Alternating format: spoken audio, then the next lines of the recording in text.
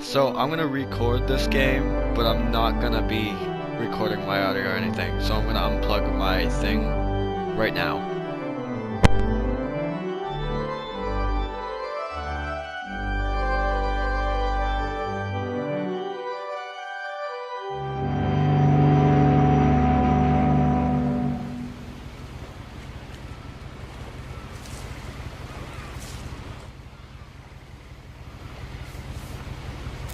A lot of this isn't going to make sense to you, and I'm sorry about that. I'm just going to start at the beginning, with the house.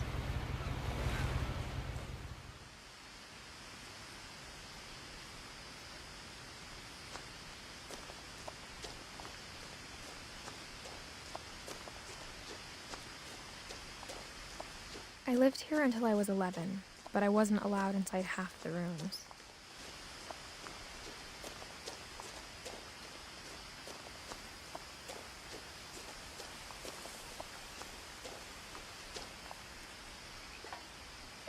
Inside the mailbox were bills from 7 years ago, marked urgent, open immediately.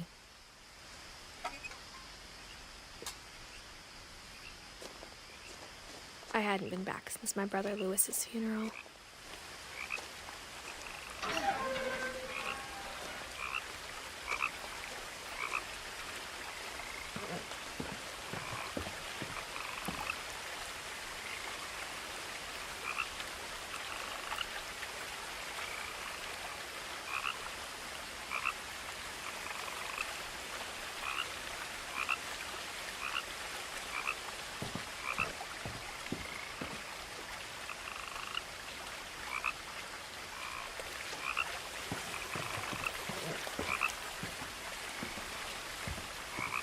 In her will, my mother left me a key but didn't tell me what it unlocked. Maybe she thought I'd know, or she thought that the mystery would be enough to bring me back.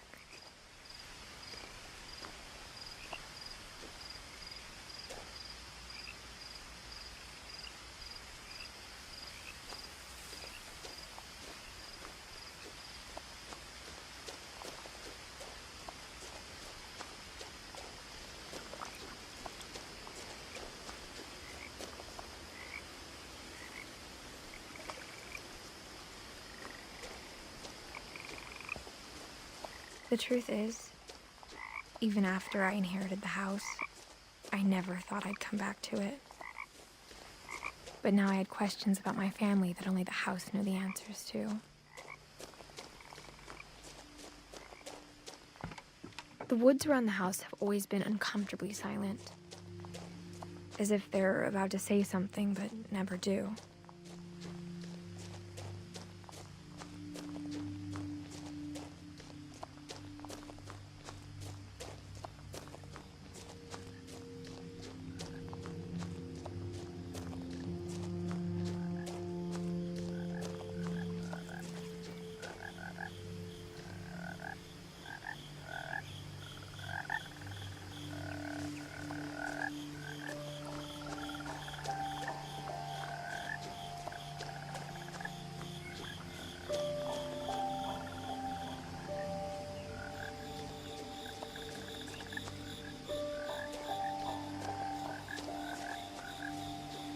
The house was exactly like I remembered it, the way I'd been dreaming about it.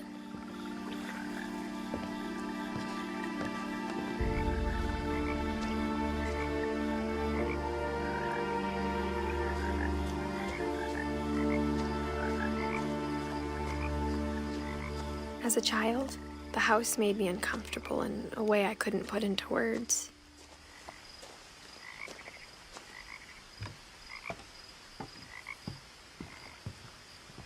Now, as a 17-year-old, I knew exactly what those words were. I was afraid of the house.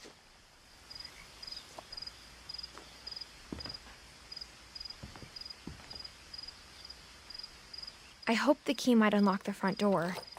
It didn't.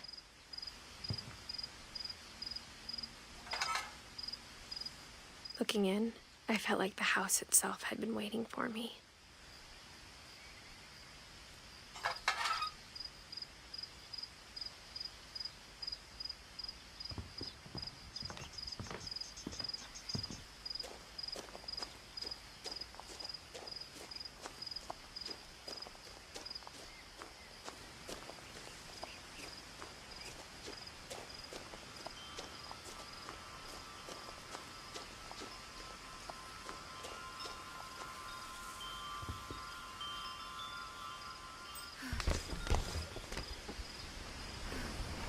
Crawling through the doggy door used to be a lot easier when I was 11.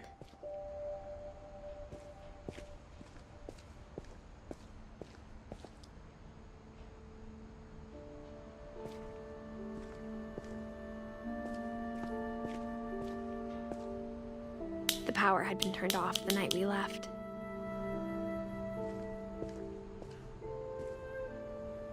For the first time in years, I felt like I was home.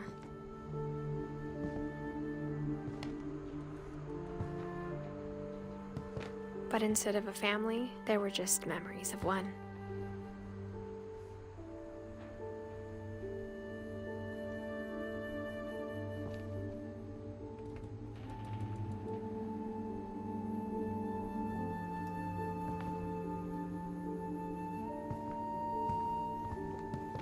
Like how only one restaurant would deliver to our house, so we had Chinese a lot.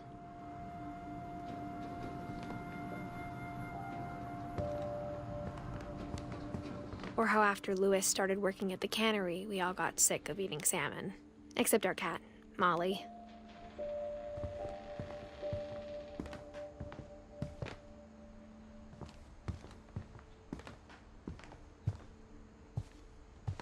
The table was still a wreck from the night we left.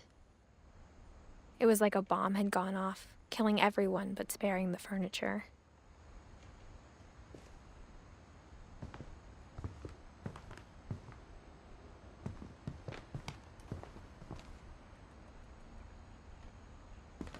Nothing in the house looked abnormal.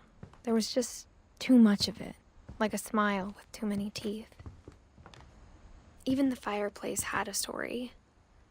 Edie told me the bricks came from the original house, after it sank.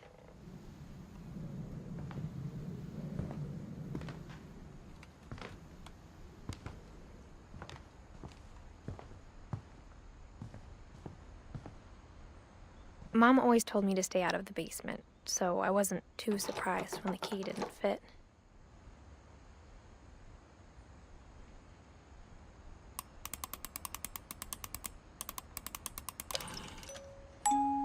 Great-Grandpa Sven built a music box for Barbara, along with the rest of the house.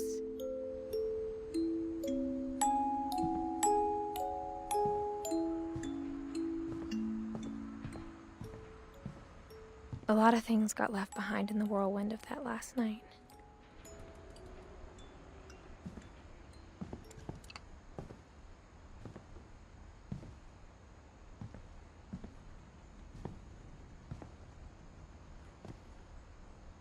After Milton disappeared, Mom sealed up all the bedrooms.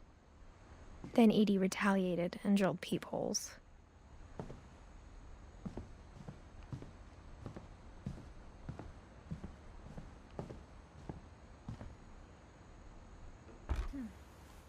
My Grandpa Sam spent 7 years sharing a room with his dead brother, Calvin.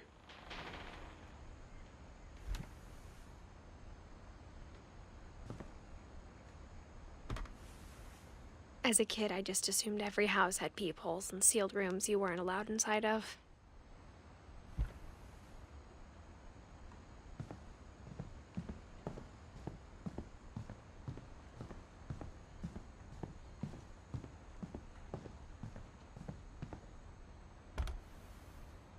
Molly always seemed like a girl I could imagine being friends with, if she hadn't died in 1947.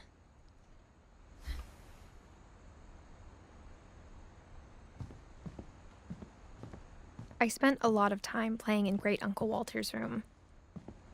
I think my mom sometimes regretted not sealing it up. Louis told me there were secret passages, but I never believed him.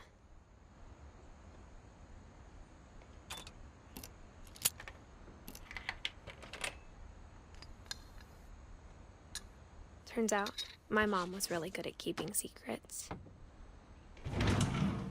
Now it was time to find out what my mom had been afraid of.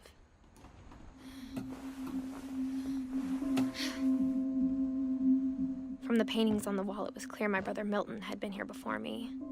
Reading this, maybe it sounds like I had a plan. But I had no idea what was behind that door.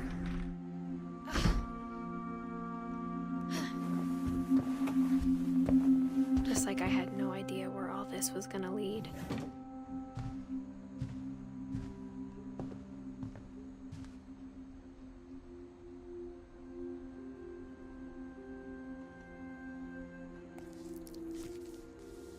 December 13th, 1947. Dear Diary, I'll be gone soon, but I wanted to tell somebody about what's gonna happen. It started when Mom sent me to bed without dinner.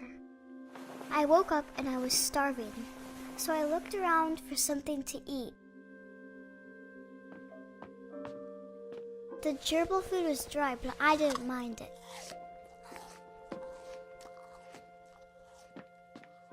My Halloween candy was all gone.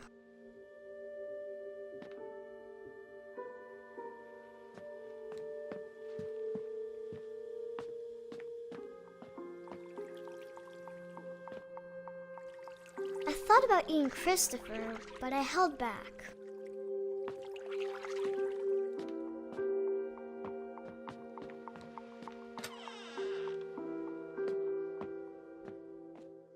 I kept eating and eating.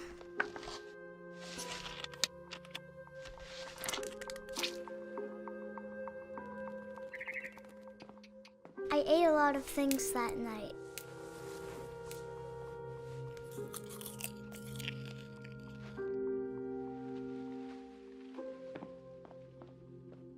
Then I heard chirping outside my window. It was a barn swallow going back to her nest. I reached out for her.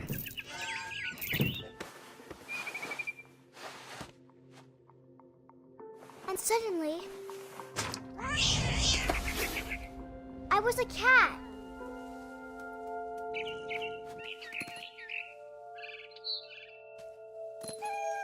I tried to be quiet, but the bird was really scared.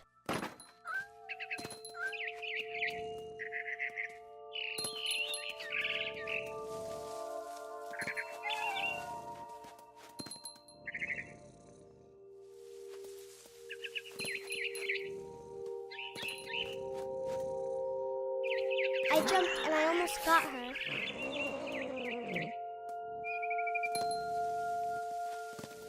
I could tell she was getting really tired.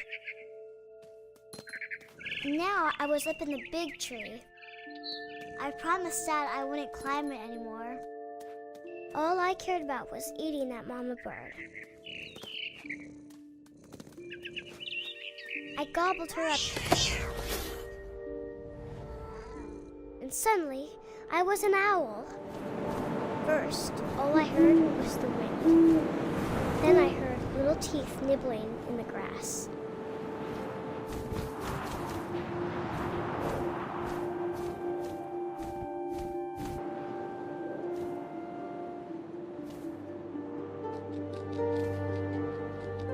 Rabbits.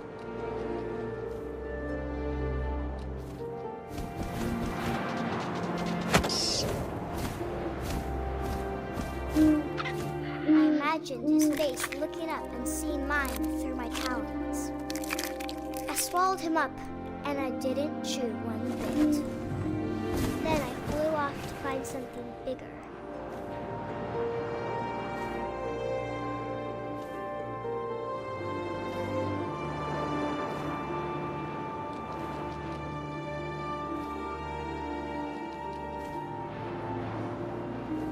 A mama rabbit.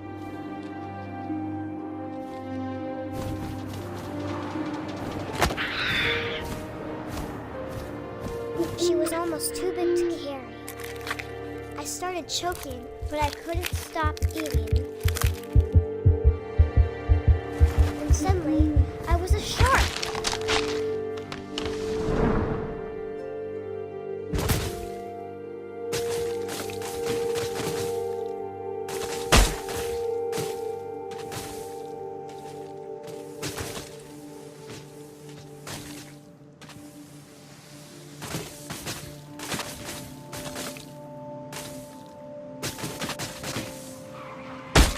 I rolled off the cliff and into the ocean. Now, I was hungrier than ever.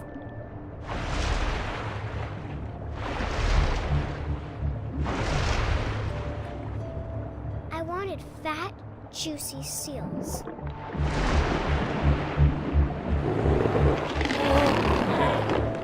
I tore off her flipper, and it tasted really good.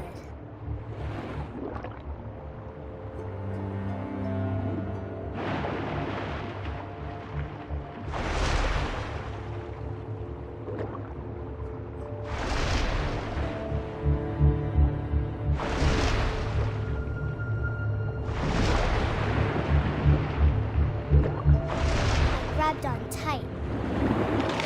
But I was so hungry, I jumped out of the water. When I opened my eyes, everything had changed.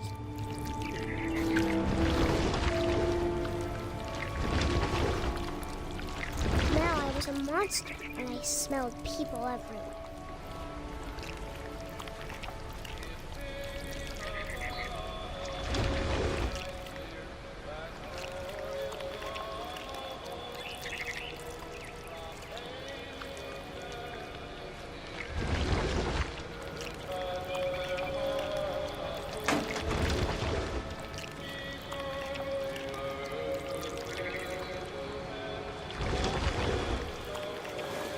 I was big, but I moved real quiet.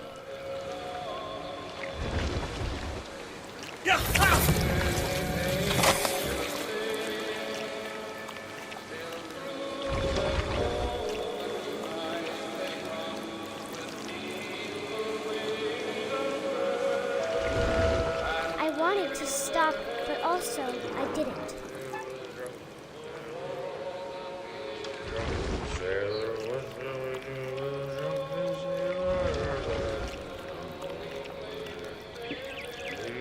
Belly with a rusty razor, his belly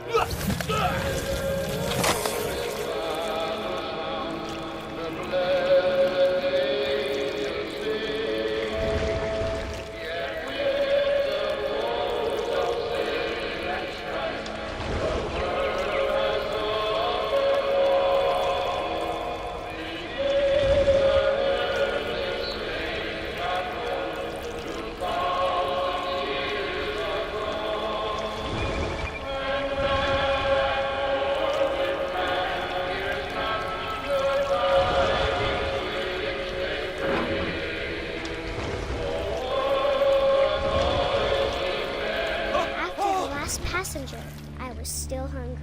And across the water, I smelled something new. Something I had to have, so I swam towards it.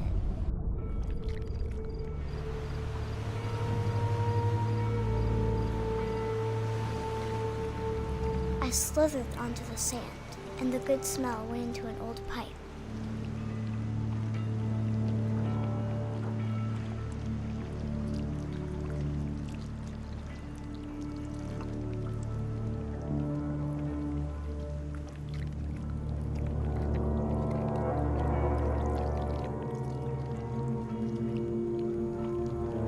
I got closer and closer.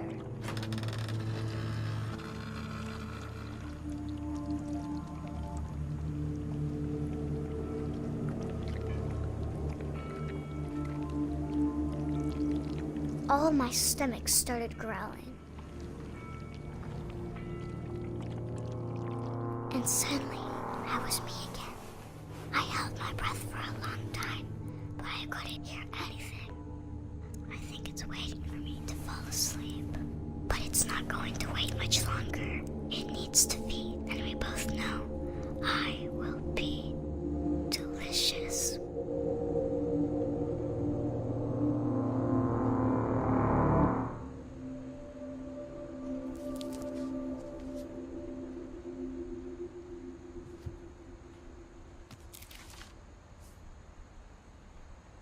I'm not sure if I believed all of that, but I'm sure Edie would have.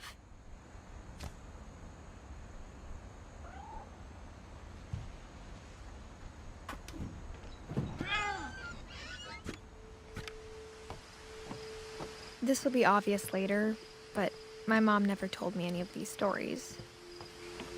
Edie would have, but Mom didn't like bringing up the past. Though, when we adopted a stray kitten, she was the one who named it Molly.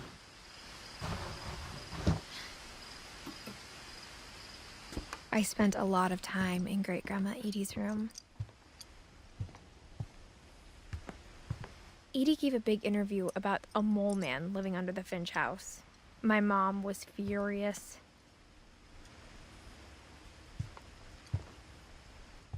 I hadn't thought of myself as Edith Jr. for a long, long time. One summer, they evacuated the island, but Edie refused to go. For a few weeks, she was a celebrity. When Edie told people Sven was killed by a dragon, she could also have said he was building a dragon-shaped slide that collapsed. She could have, but she didn't.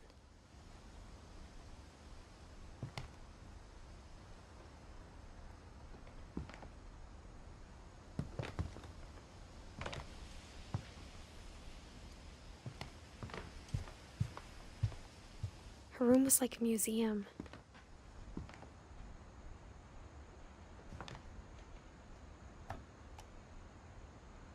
For 500 years, the Finches have been famous throughout Norway for their fortune and misfortune. Odin Finch buries the latest victims of the family curse, his wife Ingeborg and their newborn son, Johan.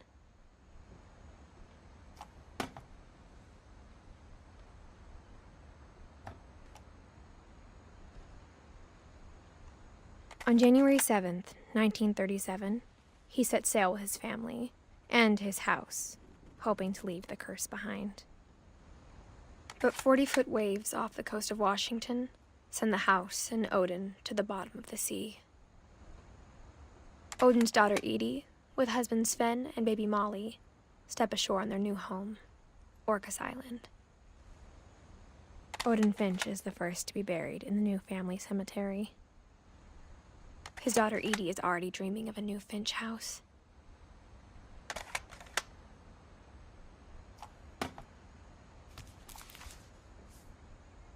Whatever's wrong with this family, it goes back a long ways.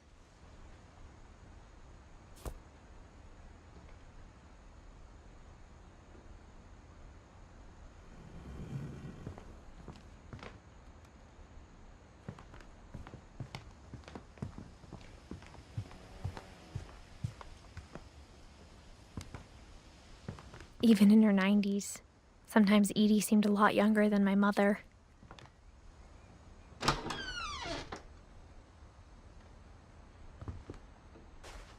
The only trace Grandpa Sam's first wife, Kay, left on the house was the pink bathroom.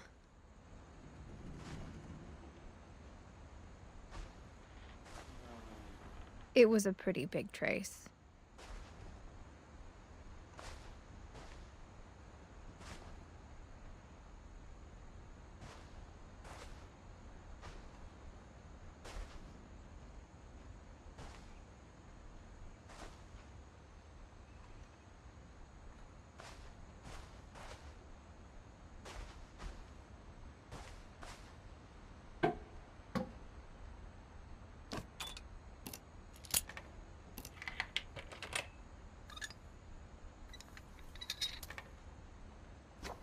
There's a secret in this bathroom. It's in the last place you would look. It isn't in the cupboard. It's hidden in this book.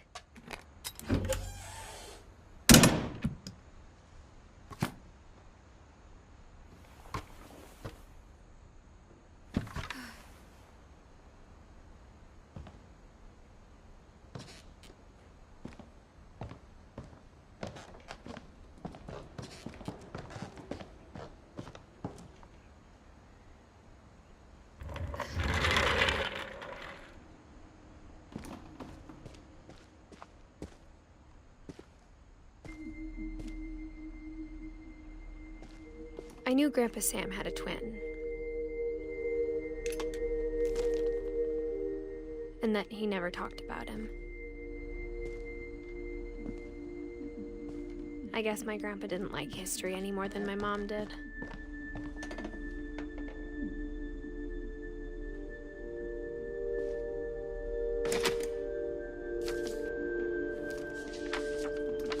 How I Want to Remember My Brother by Sam Finch. The thing I remember is that when he made up his mind, That was it.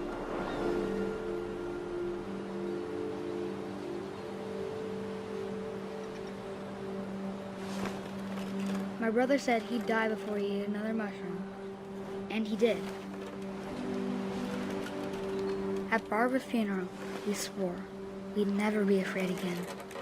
And he wasn't. I think Calvin always wanted to fly. Sam! Calvin! Dinner's ready! Coming! But that day, he finally made up his mind to do it. I told him going around was impossible. Maybe if I hadn't said that,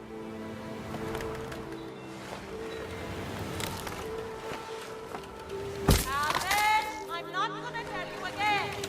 maybe if the wind hadn't picked up, then maybe he'd still be here. But I doubt it. I think he'd already made up his mind. That's what I want to remember about my brother.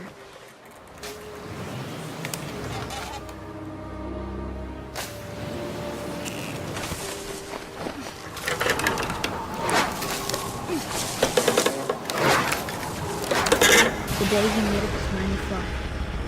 And he did.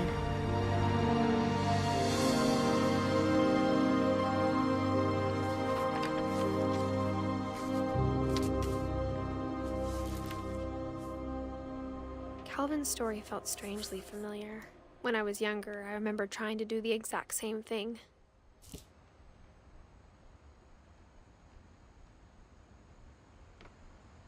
After the funeral, Edie roped off Calvin's half of the room.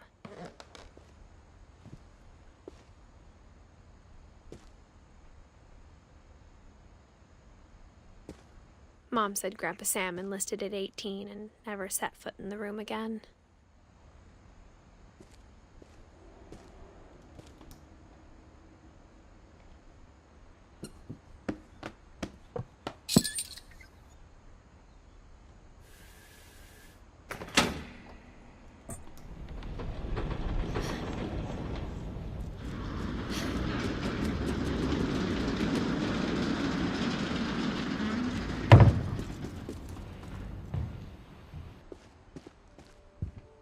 The passages were a pretty tight fit. They'd obviously been built for smaller hands and bellies.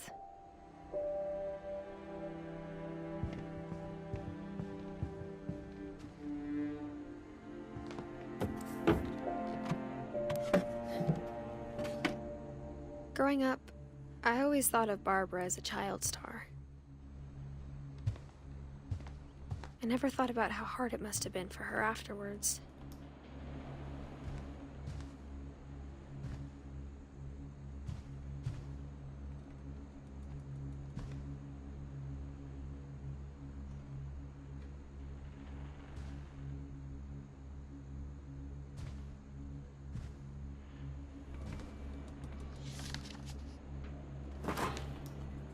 Of all the stories people wrote about Barbara's death, I'm surprised Edie saved this one.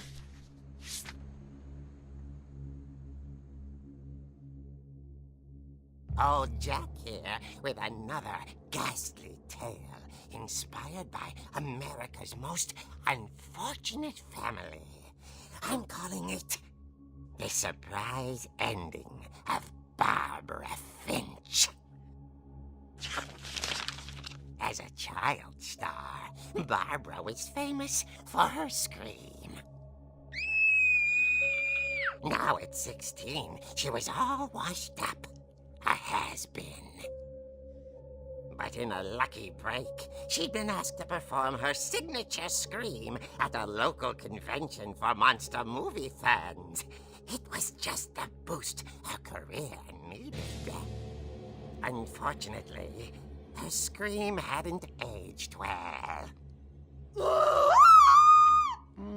Getting better. I think you just need the right motivation. Her biggest fan and current boyfriend, Rick, was about to demonstrate when... Now that was a great scream? It was Barbara's father, Sven. He'd slipped into a table saw and had to be rushed to the emergency room. So Barbara got stuck babysitting her youngest brother, Walter.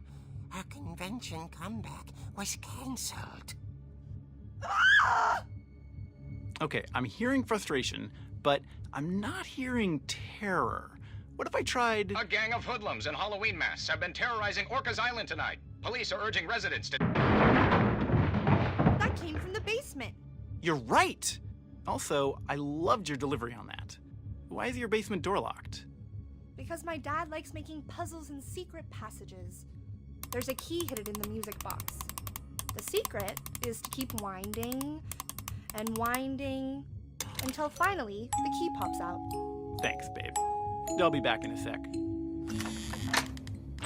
20 minutes later, Rick hadn't returned. So Barbara went to look for him, right on cue. She reached for the music box. And as she wound the key, she listened for Rick, but the house was silent.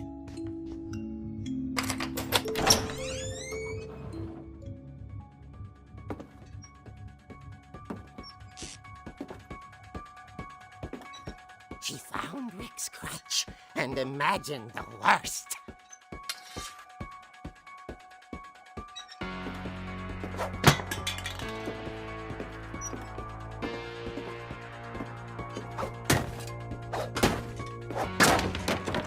The gang's leader is the infamous Hookman killer, Dr. Carl Hamill, who impaled and then ate his family 10 years ago tonight.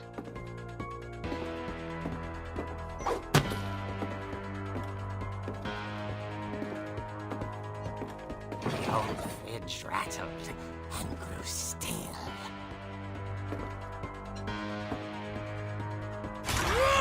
Oh dear! Oh! Rick? Barb, relax. I was just trying to scare you to help you find your scream. Well, I'm not scared, Rick. I'm furious. Then act furious. All I'm getting from you now is that you're hurt and confused and She threw him out, but she kept a little something to remember him by. Barb, have you seen my other crutch? And she was still holding it when she fell asleep watching the late picture show. Hours later... Barbara! Walter, what's going on up there? Ah! Okay, I'm coming up, but if this is a trick, you're dead, Walter.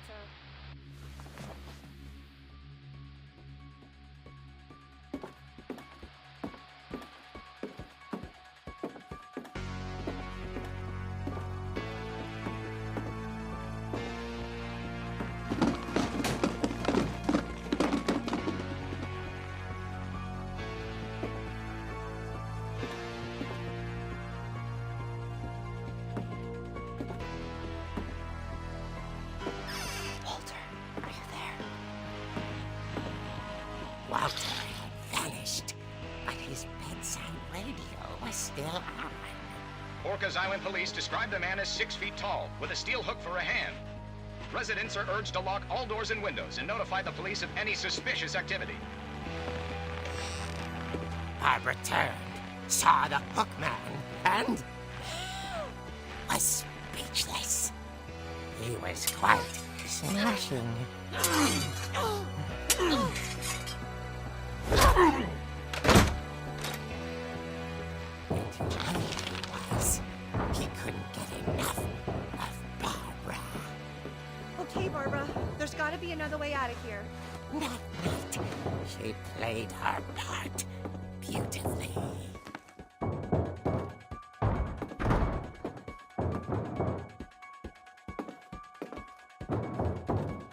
Molly's door hadn't been opened in years. The hinges groaned.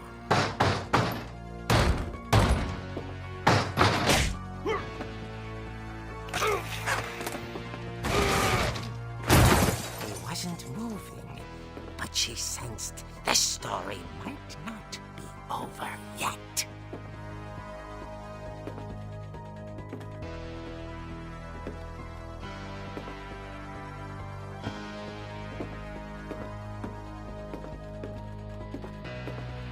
The hookman had vanished.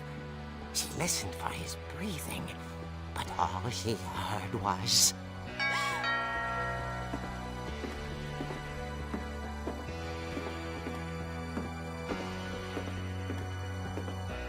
At the door, she heard whispering. It was coming from inside the house.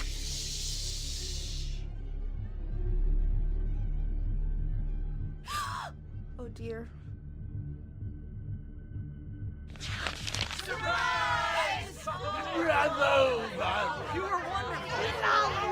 The monsters had come to surprise her. For Barbara, it was a dream come true. Then she saw what kind of monsters they were, and she realized what was about to happen. She was going to be famous.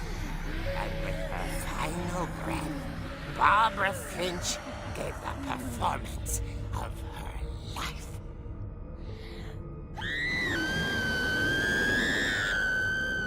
I wasn't there myself, but I hear Barbara was magnificent. Poor girl. She had a taste for stardom. But unfortunately, so did her fans. Of course, the police blamed it all on poor Rick, who disappeared the same night. And little Walter? Hiding under his bed the whole time. He took it all pretty hard, but that's another story. As for Barbara, tucked inside the music box is all they ever found of her. Her ear. Now that's what I call a real eerie tale.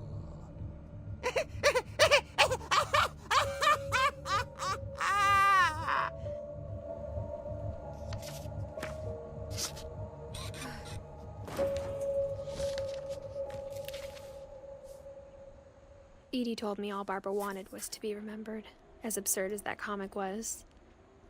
Maybe what Edie saw was a happy ending.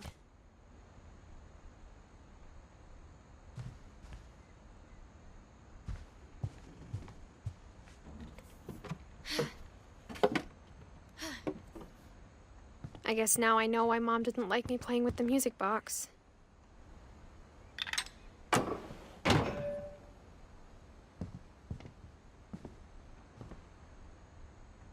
Edie's father, Odin, built the original house. Whenever people ask me about my family, the first thing they always want to know about is Barbara.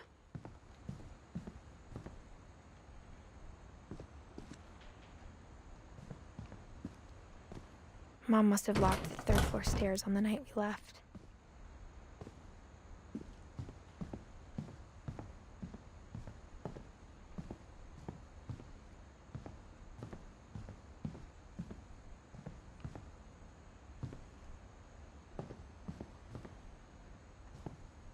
It's funny. All those times I played with the music box and never found the basement key.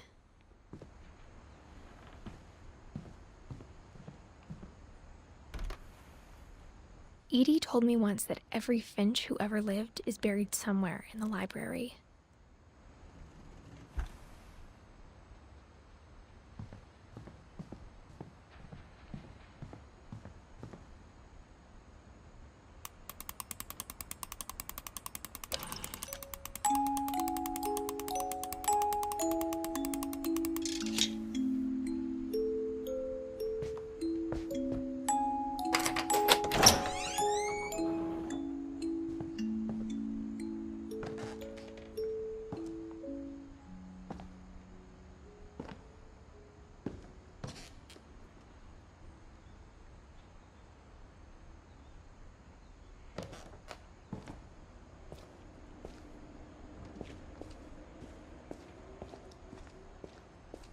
Mom said the basement was off limits, unless I wanted another tetanus shot.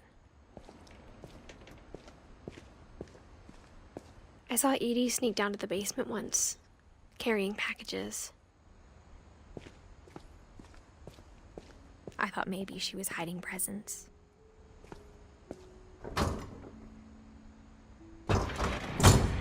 It turned out she was hiding a lot more than that.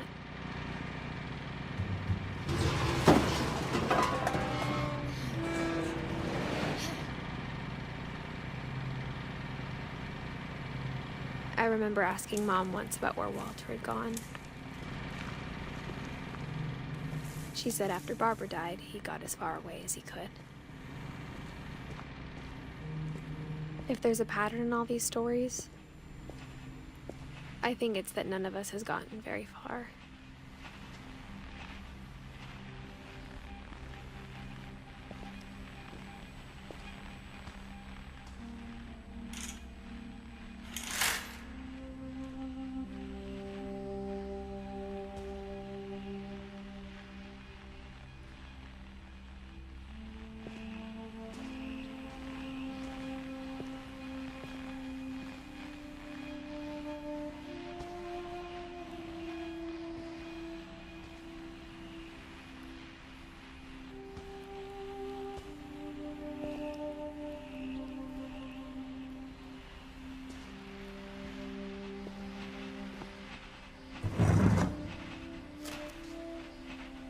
Goodbye, everyone. I can't believe I've been down here for 30 years.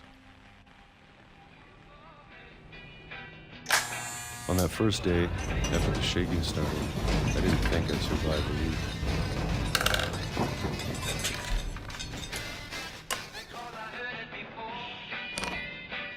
But after a few days, I settled into a routine. That's what kept me sane.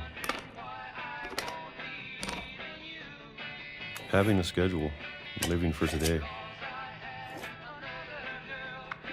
I always expected to be dead tomorrow.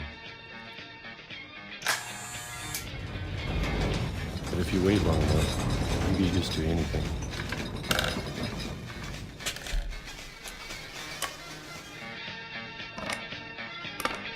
Even a monster on the other side of the door starts to feel normal.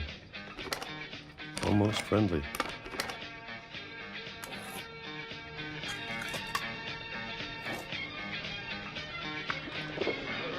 And then one day, everything just stopped. Whatever that thing was, it was gone. Maybe it got tired of waiting. Or maybe I just got tired of being afraid.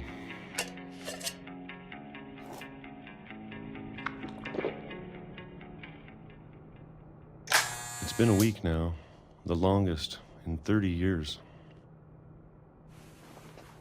I'm done waiting. I have to leave while I still can.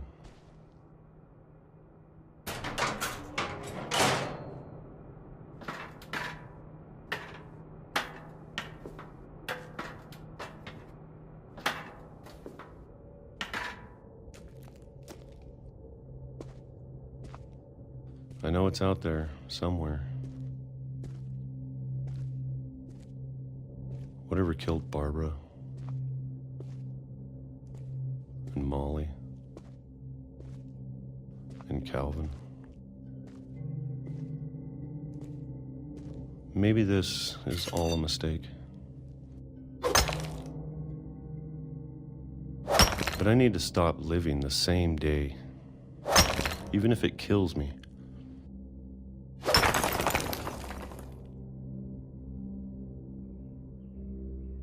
Whatever's out there, I want you to know I'm ready for it.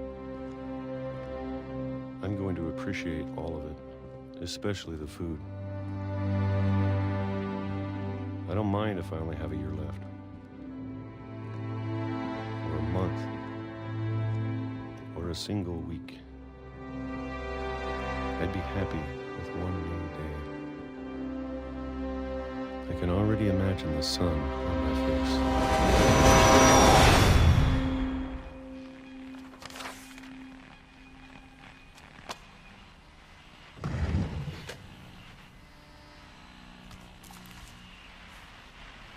Walter died when I was 6. I can't believe my mom never told me he was down here.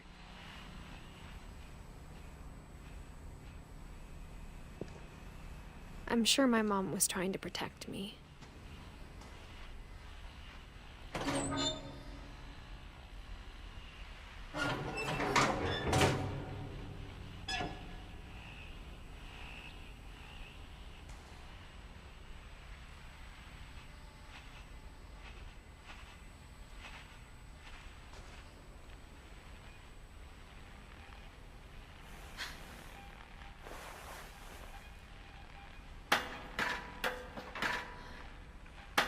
Maybe she was afraid I'd end up like Walter.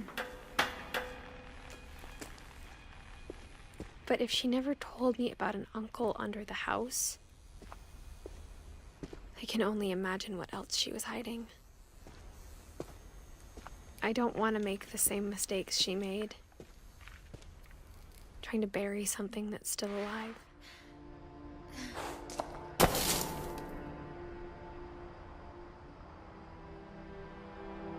Now that there's only one of us left, or maybe 2, I thought it was time I heard the stories for myself and found out what happened to everyone else. But now I'm worried the stories themselves might be the problem.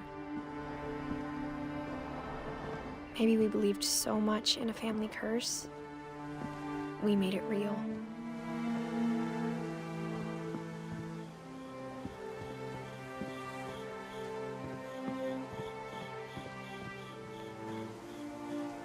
I don't know if I should even be writing this.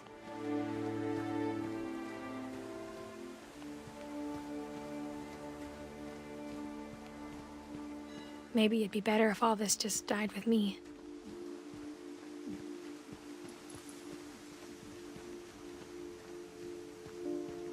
But I thought you should know about your family.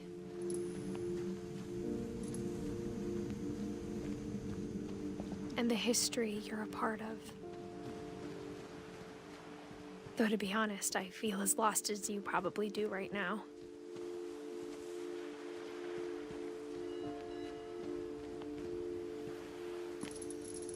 I think the people in these stories believed them, for what that's worth.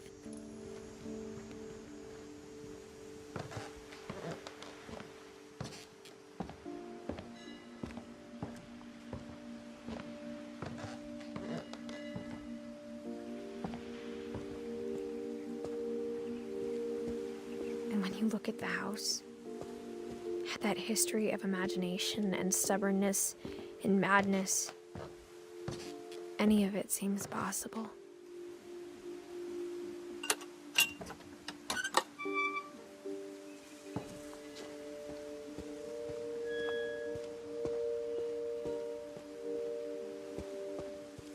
I think we've been surrounded by death for so long, we've just gotten used to it. What kind of family finishes building a cemetery before starting the house?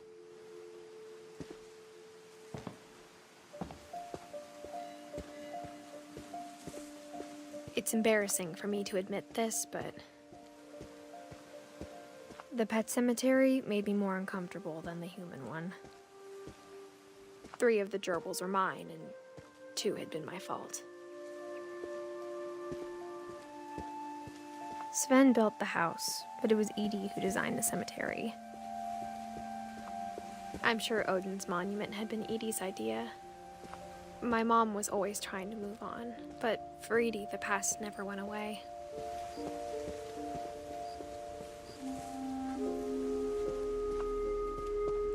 She could see it poking out of the water at low tide.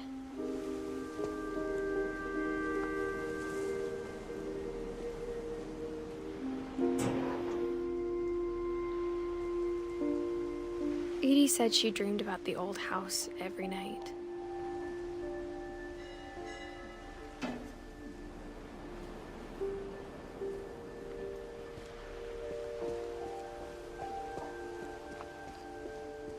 Edie's side was always easier for me to understand. But the older I get, the more I can see where my mom was coming from. She lost 2 of her brothers, just like I did. I get why she tried so hard to protect us. There's so many things I wish I could ask my mom now. Part of me thinks this is what she wanted all along. For me to come back someday and find everything out for myself.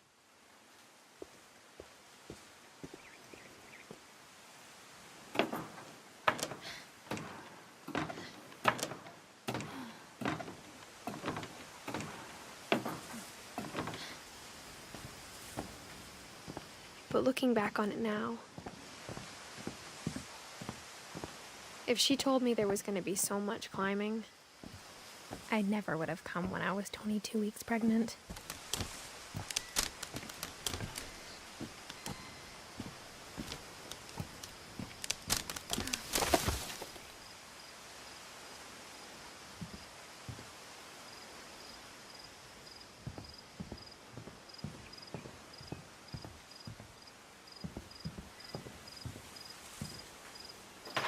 I never met Grandpa Sam, but I think he and my mom had a lot in common.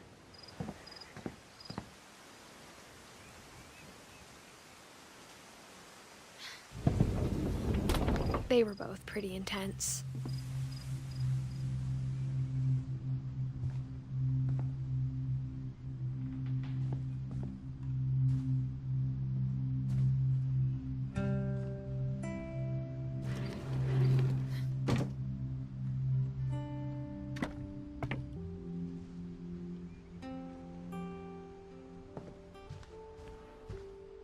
Instead of hiding from death, Sam seemed to go out of his way to meet it.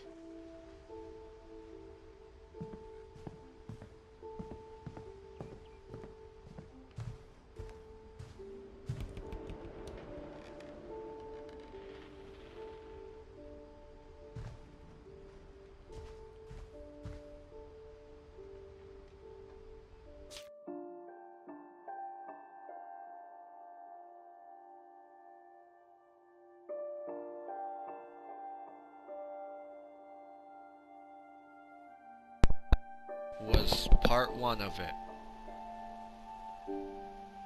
So, if anyone wants a part 2 and is interested in the game, it's very nice and it's really like interactive. So, I mean, if you're interested in it in any way, I suggest you check it out. And hope you enjoyed the video. Goodbye.